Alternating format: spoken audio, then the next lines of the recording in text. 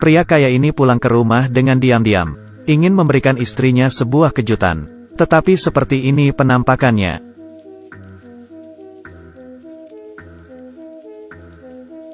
Seorang pianis tunanetra membunyikan bel pintu rumah pria kaya itu. Namun tidak ada yang membuka pintu.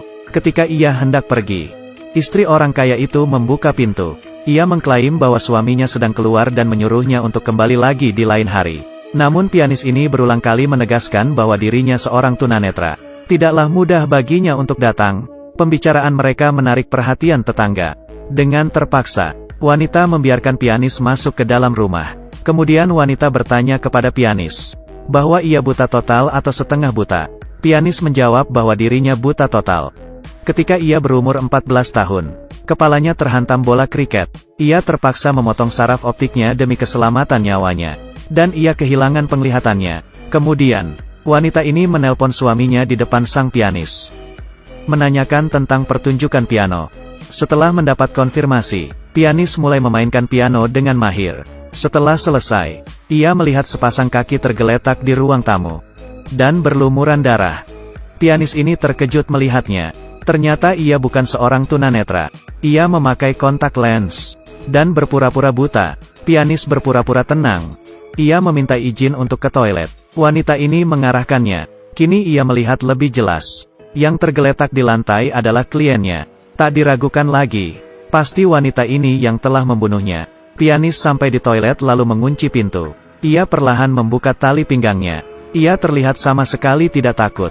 Kenapa ia masih berpura-pura? Karena ia melihat seorang pria berdiri di belakang pintu, menatapinya dengan tajam sambil memegang pistol.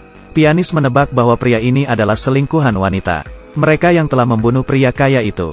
Demi bertahan hidup, ia hanya bisa terus berpura-pura buta. Seolah-olah ia tidak tahu apa-apa.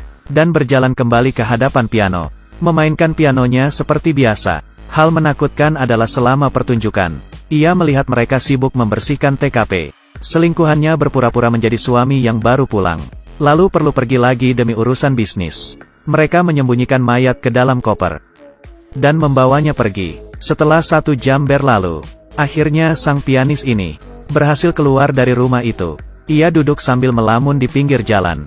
Lalu ia membeli sebuah lotre dari seorang ibu yang memiliki tato dewa di lengannya. Lalu ia pergi ke kantor polisi untuk melapor. Namun ketika dia akan berbicara, ia tidak sengaja melihat inspektur polisi ternyata adalah pria tadi. Ucapannya tiba-tiba terhenti.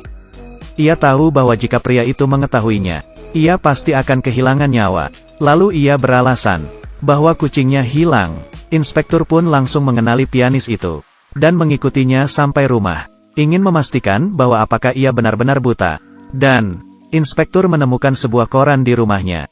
Ketika ia hampir ketahuan, ia beralasan bahwa koran itu untuk membersihkan kotoran kucing. Ia bergegas menyembunyikan kotak softlensnya. Setelah ia dites beberapa kali, inspektur baru pergi meninggalkan rumahnya. Ketika pria ini berada di toilet, ia menemukan sebuah jam tangan berharga. Tak diduga, ia dijebak sebagai pembunuh pria kaya itu. Pada acara pemakaman pria kaya, pianis ini diundang untuk memainkan piano. Nenek tetangga mengenali pianis ini. Lalu ia mendatangi polisi lain dan berkata bahwa ada kejanggalan pada kematian pria kaya. Pada hari itu, ia melihat orang lain memasuki rumah sebelum pria kaya itu pulang. Hal ini dengan cepat diketahui oleh inspektur dan wanita. Sang pianis diundang oleh istri pria kaya itu ke rumah untuk mengajari putrinya bermain piano. Tapi begitu pintu lift terbuka, ia melihat wanita mendorong nenek itu hingga jatuh. Dan ia berpura-pura tidak melihat apa-apa, menekan bel dan menunggu di luar pintu. Setelah polisi tiba, kasus ini ditutup langsung dengan alasan peristiwa kecelakaan. Pria ini menyaksikan 2 kasus pembunuhan dalam beberapa hari. Mentalnya mulai ambruk. Ia pun pulang ke rumah tanpa berpura-pura buta. Namun, semua ini direkam oleh seorang anak dengan ponselnya. Tiba-tiba bel berbunyi. Wanita itu mendatangi rumahnya untuk berterima kasih, karena ia telah mengajari putrinya bermain piano, dan membawa makanan kepada pria untuk dicicip, untuk memastikan lagi apakah pria ini benar-benar buta. Ketika pria membalikkan badan, wanita sengaja menakutinya, lalu ia menuangkan racun ke dalam minuman pria. Jika diminum ia akan mati.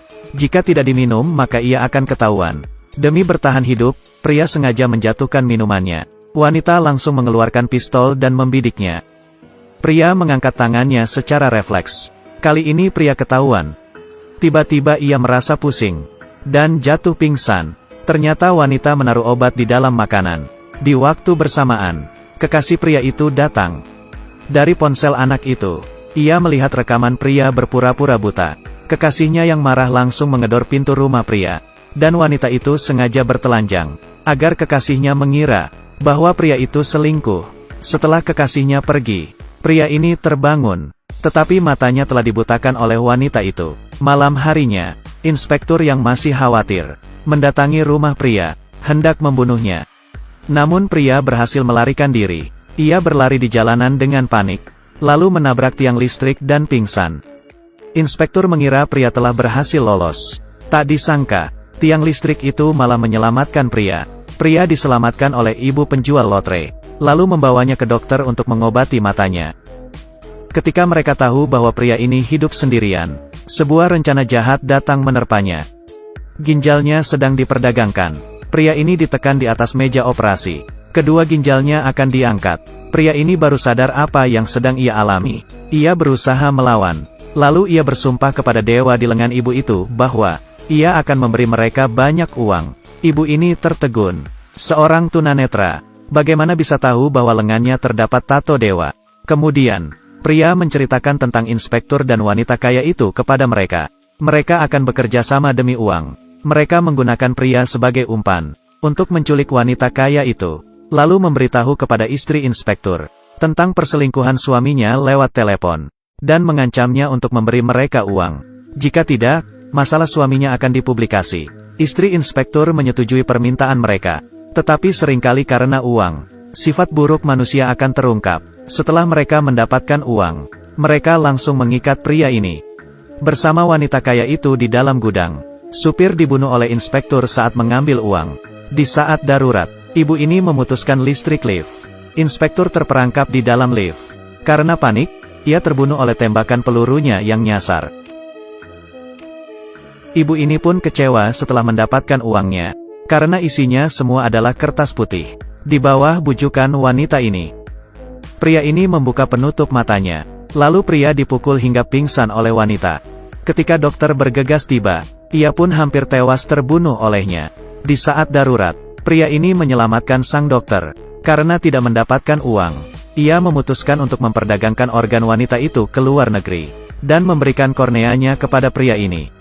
Di tengah perjalanan, terdengar suara dari bagasi mobil. Dokter berhenti untuk menyuntikkan obat bius kepada wanita itu. Lalu mereka melanjutkan perjalanan. Tetapi kini yang duduk di samping pria adalah sang wanita. Betul, dokter itu telah tewas dibunuh olehnya. Lalu ia mengusir pria dari mobil. Dikira bahwa ia akan membiarkan pria ini pergi. Wanita ini malah menginjak pedal gas dan melaju ke arah pria.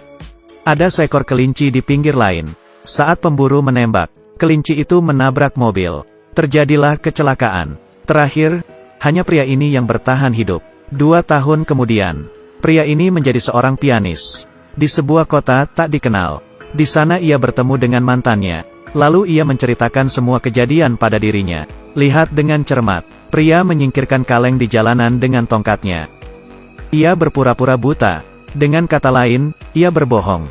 Ketika perjalanannya, mengantarkan wanita itu ke luar negeri bersama dokter. Di tengah perjalanan, ia telah mendapatkan transplantasi kornea. Sang dokter pun berhasil menjual organ wanita itu, lalu pergi menjauh dengan uangnya. Sebenarnya, ketika ia sedang berbicara dengan kekasihnya, sudah terungkap bahwa ia berbohong.